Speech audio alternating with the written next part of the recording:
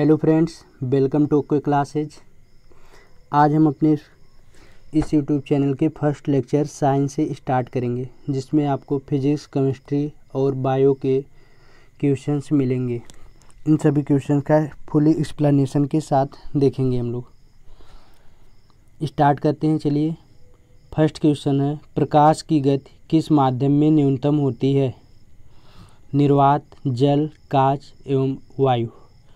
तो हमें पता है निर्वात में प्रकाश की चाल जो होती है ये होती है 3 × 10⁸ मीटर पर सेकेंड। ये होती है निर्वात या वायु में प्रकाश की चाल। जल में जो प्रकाश की चाल होती है ये होती है 2.25 × 10⁸ मीटर पर सेकेंड। एवं कांच में जो स्पीड होती है इसकी 2 × 10⁸ मीटर पर सेकेंड। तो हमारा राइट आंसर हो जाएगा कांच में। कांच में न्यूनतम होती है। क्यों होती है? क्योंकि प्रकाश की चाल कांच में न्यूनतम इसलिए होती है कि यहाँ का अपवर्तनांक जो होता है अधिकतम होता है। तो सबसे न्यूनतम, और हमें पता है कि अपवर्तनांक है वेग के व्युत्क्रमानुपाती होता है। नेक्स्ट क्वेश्चन है, किस ताप पर डिग्री सेल्सियस व फ़ारेनहाइट का मान समान होता है? डिग्री सेल्सियस व फ़ारेनहाइट का मान समान होता है। सबसे पहले हम सीखते हैं कि ताप के मात्रक क्या क्या होते हैं। डिग्री सेल्सियस, फ़ारेनहाइट, केल्विन और र्यूमर। तो वह ताप जिस पर डिग्री सेल्सियस व फ़ारेनहाइट का मान समान होता है वो -40 डिग्री सेल्सियस। -40 कैसे आता है आइए समझते हैं। सेल्सियस और फ़ारेनहाइट में रिलेशन होता है C/5 = F-32/9। यहाँ से C = F के है तो इसमें वैल्यू रखेंगे, C और F को इक्वल लिख देंगे तो ये हो जाएगा C/5 = C-32/9। C/32/9। जब इसको हम लोग सॉल्व करेंगे तो यहाँ से आएगा C = -40 और ये मेरा राइट आंसर हो जाएगा। और इस ऑप्शन में क्या कह दिया? 100 डिग्री सेल्सियस। 100 डिग्री सेल्सियस जल का बॉइलिंग पॉइंट होता है जिस पर जल उबलने लगता है। सी ऑप्शन दिख रहा है -273 डिग्री सेल्सियस। -273 डिग्री सेल्सियस सबसे न्यूनतम ताप है।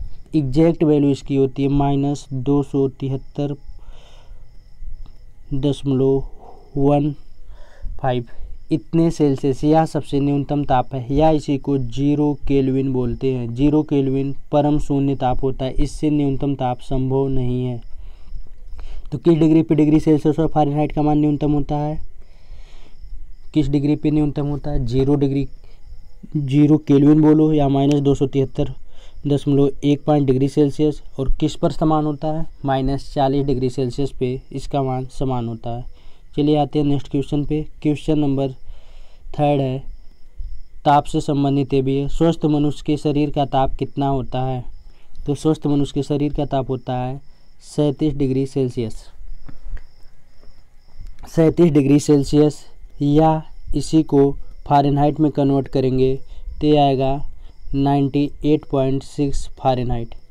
98.6 फ़ारेनहाइट। हमारा ऑप्शन दिख रहा है डी वाला 98.6 केल्विन। यहाँ फ़ारेनहाइट होता है तो डी वाला आंसर राइट होता है। तो यहाँ पे 37 डिग्री सेल्सियस ये मनुष्य के शरीर का ताप है। यहाँ से दिख रहा है। जब यहाँ से नेक्स्ट क्वेश्चन में हम लोग आते हैं और देखते हैं क्या सूर्य का द्रव्यमान क्यों घट रहा है? सूर्य का द्रव्यमान क्यों घट रहा है? ऑप्शन, नाभिकीय संलयन, नाभिकीय विखंडन, पृथ्वी का घूर्णन, इनमें से कोई नहीं। सबसे पहले हम लोग समझते हैं नाभिकीय संलयन क्या होता है, विखंडन क्या होता है, घूर्णन क्या होता है। तो नाभिकीय संलयन वह क्रिया जिसमें छोटे छोटे परमाणु मिलकर एक बड़े परमाणु का निर्माण करते हैं। यह क्रिया नाभिकीय संलयन कहलाती है। नेक्स्ट है नाभिकीय विखंडन। नाभिकीय विखंडन में एक बड़ा सा परमाणु एक भारी नाभिक जैसे यूरेनियम भारी नाभिक पर न्यूट्रॉन की बमबारी कराते हैं तो छोटे छोटे नाभिक में टूट जाते हैं, प्लस इसके साथ साथ ऊष्मा क्यों निकलती है। तो नाभिकीय संलयन और नाभिकीय विखंडन में डिफरेंस क्या है? नाभिकीय संलयन में छोटे नाभिक मिलकर बड़े नाभिक का निर्माण करते हैं। इस नाभिक के निर्माण के समय भारी मात्रा में ऊष्मा निकलती है। और नाभिकीय विखंडन में बड़े नाभिक पर न्यूट्रॉन की बमबारी करते हैं, तो यहाँ से छोटे छोटे नाभिक में विखंडित हो जाते हैं। तो सूर्य का द्रव्यमान क्यों घट रहा, हमारा क्वेश्चन है। तो सूर्य का द्रव्यमान घटने का कारण है नाभिकीय संलयन, क्योंकि हाइड्रोजन के नाभिक मिलकर यहाँ से नाभिक मिलकर हीलियम बना रहे हैं और पर्याप्त मात्रा में ऊर्जा का उत्सर्जन करते हैं। ये क्रिया नाभिकीय संलयन कहलाती है। सूर्य का द्रव्यमान घटने का कारण जानते हैं आइंस्टीन के इक्वेशन से। Einstein equation E = mc², E = mc²। E क्या है? एनर्जी है, m मास है, द्रव्यमान है, c वेलोसिटी ऑफ लाइट है, प्रकाश का वेग है। यहाँ से जो ऊर्जा निकलती है, ऊर्जा में यह हानि द्रव्यमान के रूप में होती रहती है। यही रीज़न है कि यहाँ से सूर्य का द्रव्यमान निरंतर घटता जा रहा है।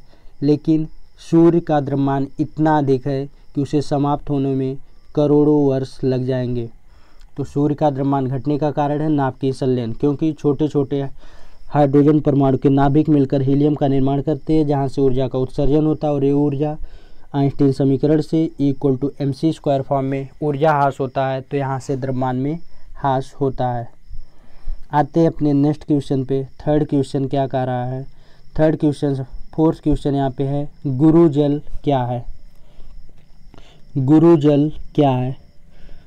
गुरु जल, तो यहाँ से मेरा राइट आंसर है गुरु जल ऑक्सीजन और हैवी हाइड्रोजन को कहते हैं। गुरु जल का अन्य नाम है भारी जल। भारी जल जिसका फार्मूला होता है D2O। अगर इसके अणुभार की बात की जाए तो D2O ड्यूटेरियम जिसे कहते हैं, प्लस ये 2 होता है और ऑक्सीजन का 16 होता है। टोटल इसका परमाणु भार होता है 20। तो गुरु जल क्या है? भारी जल को ही गुरु जल कहते हैं। भारी जल को ही गुरु जल कहते हैं। नेक्स्ट इसमें देखते हैं हम 6 नंबर क्वेश्चन पे। 6 नंबर क्या कर रहा है? निम्न में से कौन सा कोयला का शुद्धतम रूप है? तो कार्बन की मात्रा के अनुसार कोयला को 4 टाइप में बांटा गया है, एंथ्रासाइट, बिटुमिनस, पीट, लिग्नाइट। ये 4 टाइप की कार्बन होते हैं। कोयले की शुद्धतम रूप इसमें बात की जाए तो सबसे शुद्धतम एंथ्रासाइट, देन बिटुमिनस, नेक्स्ट है लिग्नाइट, लास्ट है पीट। इसमें कार्बन की परसेंटेज, कार्बन की बात की जाए तो इसमें कार्बन लगभग 85+ % होता है। बिटुमिनस में 60 to 70% होता है। लिग्नाइट कोयले में 55% कार्बन की मात्रा पाई जाती है और पीट में 50% से लेस होता है। इस प्रकार सबसे शुद्धतम कोयला है एंथ्रासाइट। तो हमारा राइट आंसर हो जाएगा एंथ्रासाइट कोयला। एंथ्रासाइट कोयला राइट आंसर हो जाएगा। तो यहाँ से कार्बन का सबसे शुद्धतम रूप हो जाएगा हमारा एंथ्रासाइट। कार्बन के इसके अलावा 2 अपर रूप पाए जाते हैं। दोनों अपर रूप यहाँ से एक होता है ग्रेफाइट, एक होता है ग्रेफाइट और नेक्स्ट होता है डायमंड। तो ग्रेफाइट और नेक्स्ट होता है डायमंड। जो हमारा ग्रेफाइट होता है ये विद्युत का सुचालक होता है और ग्रेफाइट जो होता है विद्युत का सुचालक होता है। इसका उपयोग पेंसिल के निर्माण में भी किया जाता है। डायमंड हमारा कठोरतम पदार्थ होता है। तो ग्रेफाइट क्या होगा? विद्युत का सुचालक होगा और डायमंड विद्युत का कुचालक होगा। नेक्स्ट क्वेश्चन पे आते हैं। यहाँ से नेक्स्ट क्वेश्चन हमारा है जंग लगने पर लोहे का भार। जंग लगने पर लोहे का भार, ऑप्शन है घटता है, बढ़ता है, अपरिवर्तित रहता है, अनिश्चित। तो जंग लगने पर लोहे का भार क्या होगा? यहाँ से बताइएगा राइट आंसर। तो जंग लगने पर होता क्या? लोहे का भार बढ़ता है। जंग लगना बोलते किसे हैं? वायुमंडल में विभिन्न गैसें जैसे नाइट्रोजन ऑक्साइड, सल्फर डाइऑक्साइड आदि विभिन्न गैसें आयरन पर, लोहे पर इसकी ऊपरी परत पे क्रिया करके एक परत बना लेती हैं जिसे जंग कहते हैं। ये परत इसके ऊपर जम जाती हैं जिससे लोहे का संक्षारण होने लगता है और जंग लगने से कारण इनका भार बढ़ जाता है। जंग लगना एक संक्षारण है। इसको दूर करने के लिए हम आयरन पे कॉपर की या निकिल की या टिन की परत चढ़ा देते हैं। इस पे जिंक की परत चढ़ाने की क्रिया को कहते हैं जस्तीकृत कहते हैं या गैल्वेनाइजेशन बोलते हैं। नेक्स्ट क्वेश्चन हमारा केमिस्ट्री का क्वेश्चन है। यहाँ से 8 नंबर क्वेश्चन है। यहाँ से बोल रहा है सीधे सीधे तत्व का गुणधर्म निर्धारित होता है परमाणु भार पर, परमाणु क्रमांक पर, इलेक्ट्रॉन पे, प्रोटॉन पे। तो समझते हैं यहाँ से तत्वों के जो गुणधर्म है, प्रारंभ में जब बहुत ही कम मात्रा में तत्व थे तो तत्वों को त्रिक नियम से डोबरनियर ने यहाँ से ट्रिक नियम दिया था। ट्रिक नियम के अनुसार भरे गए। फिर तत्वों की ओर खोज बढ़ती गई तो यहाँ से न्यूलैंड का अष्टक नियम आता है। न्यूलैंड के अष्टम नियम के अनुसार प्रत्येक तत्व को संगीत के 8 अक्षर सारे गामा पाधनी के अनुसार रखा गया।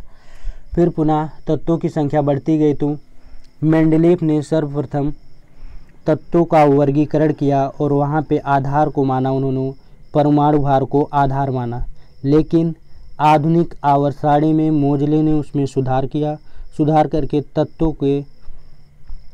तत्वों का महत्वपूर्ण गुण उसके परमाणु क्रमांक के बढ़ते हुए क्रम में रखा गया। तो इस प्रकार तत्वों का गुणधर्म निर्धारित किससे होता है? परमाणु क्रमांक से। तो यहाँ से मेंडलीफ की आधुनिक आवर्त सारणी कहते हैं जिसे मोजले ने संशोधित किया। तो तत्वों के भौतिक एवं रासायनिक गुण उसके परमाणु क्रमांक के आवर्ती फलन होते हैं। नेक्स्ट क्वेश्चन पे आते हैं। नेक्स्ट क्वेश्चन हमारा कह रहा है न्यूनतम तापमान होता है। तो यहाँ से न्यूनतम तापमान अभी जैसे हम फर्स्ट क्वेश्चन में ही देखे हैं कि न्यूनतम तापमान क्या होता है। तो न्यूनतम तापमान हमें पता है, न्यूनतम तापमान वह तापमान होता है जिससे कम तापमान संभव नहीं है। माइनस के 273.15 डिग्री सेल्सियस सबसे न्यूनतम तापमान होता है। यदि इसको हम केल्विन में बदलेंगे तो ये होगा 0 केल्विन। 0 केल्विन हमारा राइट आंसर हो जाएगा। अगर बात की जाए कमरे के तापमान की बात की जाए तो कमरे का तापमान हमारा होता है 25 डिग्री सेल्सियस, जिसे स्टैंडर्ड टेम्परेचर भी बोलते हैं। आगे देखते हैं नेक्स्ट क्वेश्चन इसमें क्या है। नेक्स्ट क्वेश्चन क्या बोल रहा है। अगर आपको वीडियो पसंद आ रही है तो आप हमारे चैनल से जुड़ सकते हैं और लाइक का बटन ज़रूर दबा दीजिए। नेक्स्ट क्वेश्चन है 10 नंबर क्वेश्चन है कार्बन का सर्वाधिक कठोरतम अपर रूप क्या है? सर्वाधिक कठोरतम अपर रूप, यहाँ पे कार्बन के विभिन्न अपर रूप दिए हुए हैं। ऑप्शन है ग्रेफाइट, कोयला, हीरा। ग्रेफाइट, कोयला, हीरा। यहाँ से एक ऑप्शन कट गया, यहाँ से डी ऑप्शन को बना लेते हैं। कार्बन हो गया, यहाँ से ग्रेफाइट हो गया, कोयला हो गया, हीरा हो गया। नेक्स्ट लिख लेते हैं none of the above. Next option none of the above. तो यहाँ से मेरा राइट आंसर क्या होगा? कार्बन का सर्वाधिक कठोरतम रूप क्या है? सर्वाधिक कठोरतम रूप पता है, यहाँ से ग्रेफाइट जो है विद्युत का सुचालक है। कोयला, तो यहाँ से कार्बन का सबसे कठोरतम अपर रूप होता है हीरा, डायमंड, जो विद्युत का सुचालक होता है।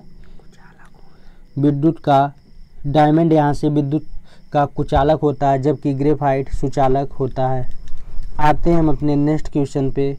क्वेश्चन नंबर 11 से चूहा मारने का जहर किस रासायनिक पदार्थ से बनता है? फर्स्ट ऑप्शन है ethyl alcohol, methyl isocyanate, potassium cyanide, methyl isocyanide. तो यहाँ से हमारा राइट आंसर हो जाएगा 11 नंबर क्वेश्चन का पोटेशियम साइनाइड। इस क्वेश्चन का राइट आंसर है पोटेशियम साइनाइड। चूहा मारने का जहर पोटेशियम साइनाइड से बनता है। यह एक प्रकार का रसायन है जिसका उपयोग चूहा मारने के लिए किया जाता है। नेक्स्ट क्वेश्चन हमारा है दूध की शुद्धता का मापन करता है। दूध की शुद्धता का मापन किस में करते हैं? आइए यहाँ से देखते हैं। फर्स्ट ऑप्शन है लैक्टोमीटर, हाइड्रोमीटर, मैनोमीटर, फेदोमीटर। तो इस क्वेश्चन का राइट आंसर हो जाएगा लैक्टोमीटर। और भी ऑप्शन को इसमें समझ लेते हैं होता क्या है। नेक्स्ट है हाइड्रोमीटर। हाइड्रोमीटर का उपयोग करते हैं, यहाँ से